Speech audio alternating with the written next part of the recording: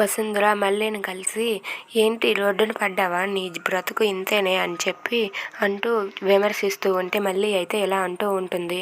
ఇప్పుడు నాకున్నవి రెండే రెండు. ఒకటి ఉద్యోగం సంపాదించుకోవాలి, రెండు నా జీవిత వెనకాతల ఎవరు శత్రువు ఉన్నారో ఆ శత్రువుని నేను కనిపెట్టాలి. ఆ అజ్ఞాత శత్రువు ఎవరో కనిపెట్టే తీరుతాను. ముందు ఉద్యోగం సంపాదించుకొని నా భర్తని నేను కాపాడుకుంటానని చెప్పి అంటూ ఉంటుంది. ఆ మాటలు విన్న వసుంధర అయితే దీనికి ఎంత పొగరు, ఎంత దిగజారిపోయినా సరే ఆ పొగరు మాత్రం తగ్గలేదని చెప్పి వసుంధర అనుకుంటూ ఉంటుంది.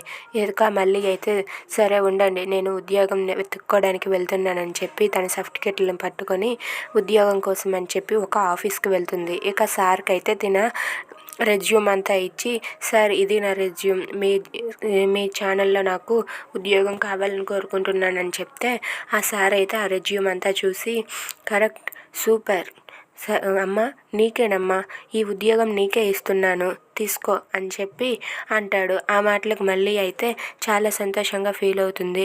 Thank you sir, thank you so much అని చెప్పి అంటూ ఉంటుంది. అవునమ్మా, నువ్వే ఈ జాబ్ కరెక్ట్ అని చెప్పి ఆ జాబ్ నీకే ఇస్తున్నానని చెప్పి అంటూ ఉంటాడు. ఇక మళ్ళీ అయితే చాలా ఆనందంతో పొంగిపోతూ ఉంటుంది. ఇంతలో వసుంధర బయట అయితే తను వేసిన ప్లాన్ ప్రకారం అతను తనకి ఉత్తుత్తు ఉద్యోగం ఇచ్చాడు.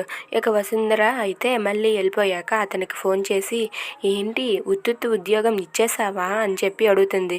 మేడం ఇచ్చేసాను మేడం, మీరు చెప్పినట్లే ఇక జరుగుతుంది అని చెప్పి అంటూ ఉంటాడు. ఆ మాటలకు వసుంధర అయితే చాలా హ్యాపీగా ఫీల్ అవుతుంది. ఇంకా మళ్ళీ జీవితంతో ఆడుకుంటుందా? If you like this video please like, share and subscribe.